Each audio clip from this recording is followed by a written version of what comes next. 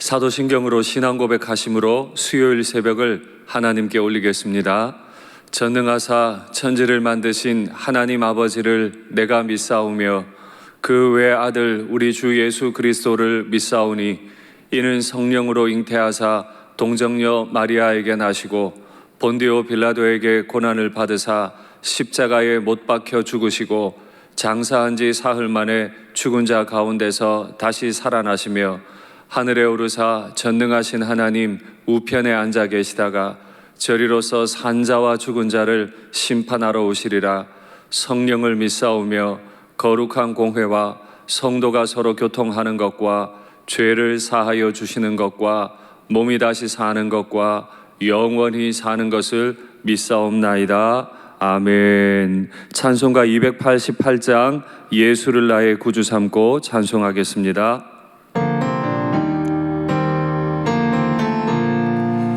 예수를 나의 구주 삼고 성령과 피로써 거듭나니 이 세상에서 내 영혼이 하늘의 영광 누리도다. 이것이 나의 간증이요 이것이 나의 찬송일세. 나 사는 동안 끊임없이 구주를 찬송하리로다. 온전히 주께 맡긴 내 영 사랑의 음성을 듣는 중에 천사들 왕래하는 것과 하늘의 영광 보리로다.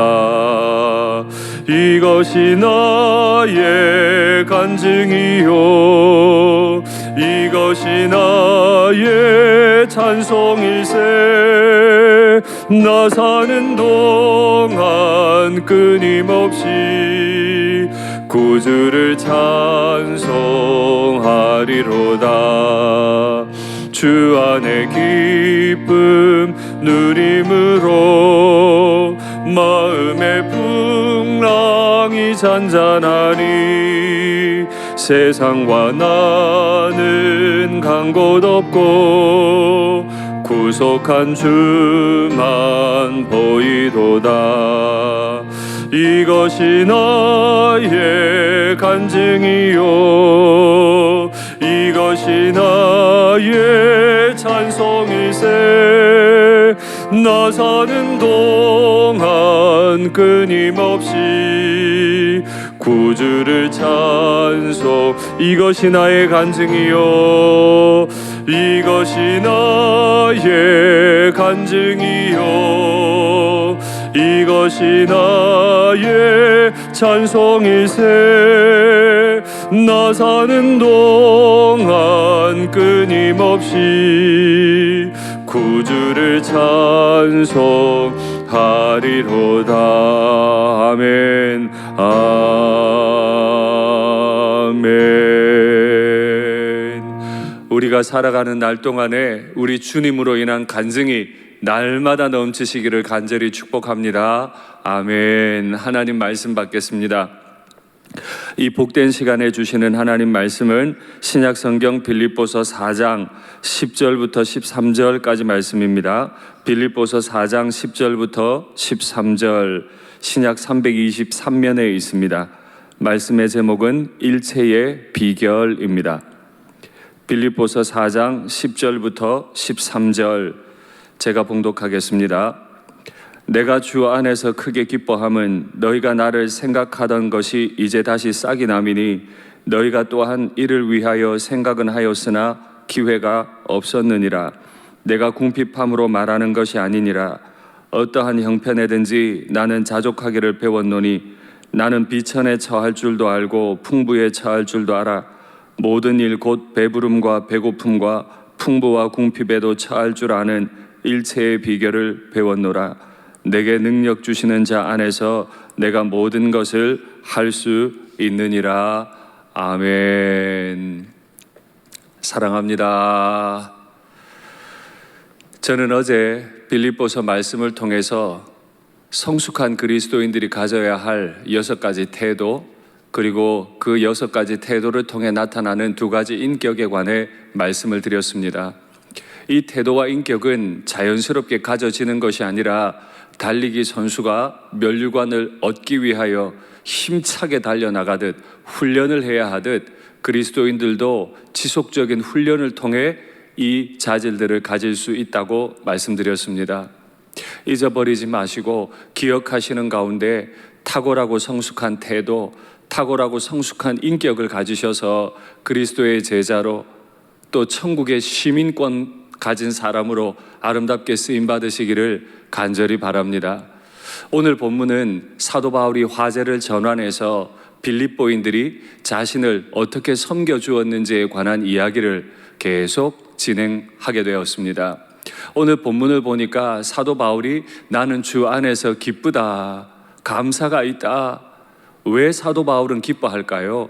그건 빌립보인들이 사도 바울을 잊지 않고 섬겨주었기 때문입니다. 이 빌립보서를 통해 여러 차례 말씀을 드렸습니다마는 사도 바울은 빌립보인들을 떠났습니다. 데살로니가로도 갔고요. 또 아카야 지방, 그리스 남부 지방까지 내려가서 고린도에 머물기도 했습니다. 지금은 로마 감옥에 갇혀 있습니다. 빌립보를 떠난 지 오래되었지만 빌립보인들은 사도 바울을 잊은 적이 없습니다. 그가 어떠한 필요가 있을까 싶어 큰 교회로 갔음에도 그를 여전히 기억하고 섬겼던 거죠. 바울은 그 섬김을 받으면서 마음의 기쁨을 누렸습니다. 어떤 분들은 사역자들이 받는 것으로 인해 기쁨을 누리는 것이 정당하냐라고 말하지만 그건 자연스러운 이치입니다. 왜냐하면 사역자들은 복음에 힘쓰고 있기 때문이죠. 그래서 바울은 자신의 감정을 숨기지 않습니다. 나는 기쁘다라고 표현해요. 그러나 여러분 한 가지 기억하십시오. 바울이 지금 기쁘다라고 표현한 이 기쁨은 배타적 기쁨입니다. 바울은 교회를 세워가는 사람으로서 모든 교회를 사랑했습니다. 그러나 동시에 모든 교회가 바울에게 기쁨이 되는 것은 아닙니다.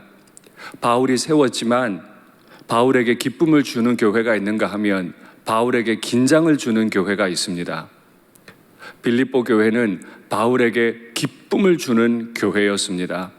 어떤 교회는 사역자가 복음을 전하고 사례를 받는 것은 합당하냐, 그건 복음을 가지고 장사하는 것 아니냐라고 비난했죠.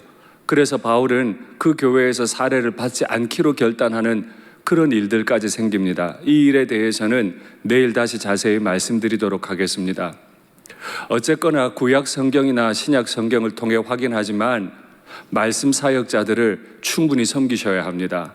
그들이 복음에만 진력할 수 있도록 그의 필요를 채우기 위해 노력하시는 것이 교회가 마땅히 할 일입니다.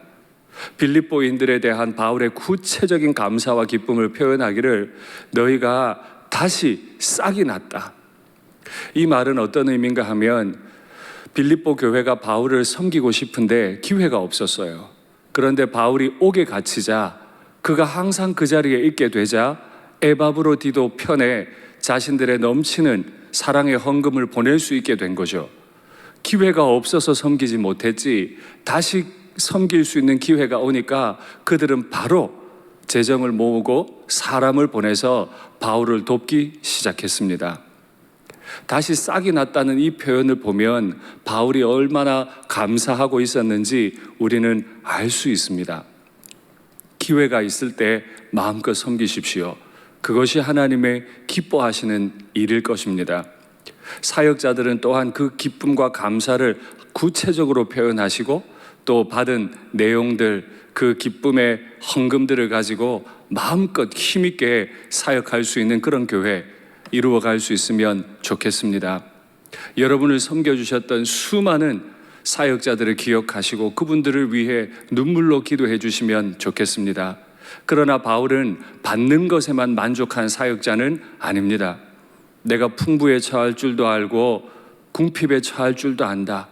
배부름에 처할 줄도 알고 배고픔에 처할 줄도 안다. 그 양극단을 다 살아냈던 사람이 바울이죠.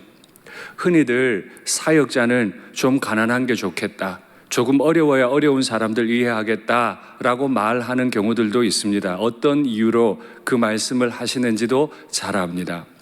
그러나 그건 성경의 가르침이 아닙니다.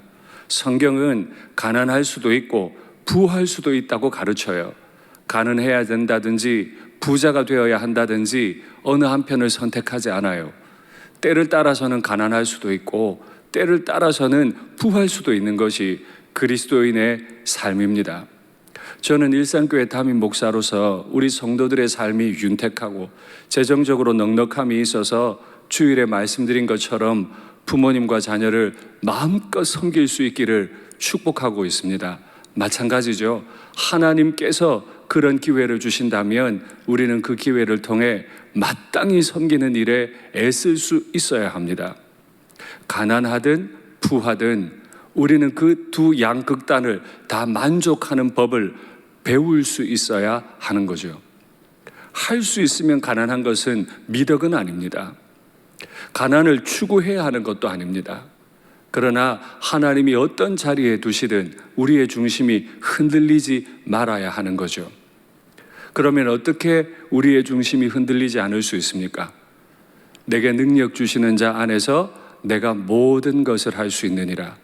가난에도 처할 줄 알고 부함에도 처할 줄 아는 이 모든 일체의 비결은 내게 능력 주시는 자 안에서.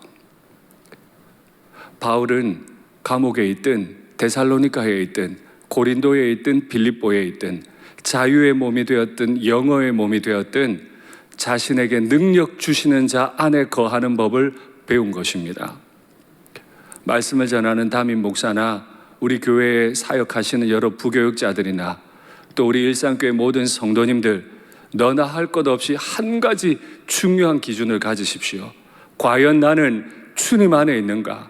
내게 능력 부어주실 주님 안에 있는가? 이것에 대해 점검하시고 훈련하셔야 돼요. 정말 나 자신이 6가지 아름다운 태도와 2가지 아름다운 인격으로 성숙했는가 점검하시고 그 어떤 환경에서도 내게 능력 주시는 나의 주님만 바라보고 따라가는 은혜가 있기를 바랍니다. 말씀을 맺겠습니다. 교회는 사역자들을 기억하고 그들의 필요를 여러 번이라도 채우려고 애써야 하고, 사역자는 능력 주시는 자 안에 거하고 말씀으로 열심히 사역하기 위해 몸부림하는 그런 교회가 되기를 간절히 바랍니다. 같이 기도하시죠. 사랑의 하나님 아버지, 우리 일산교회에 속한 모든 식구들은 일체의 비결, 내게 능력 주시는 그 주님 안에 거하는 법을 배울 수 있게 도와주시옵소서.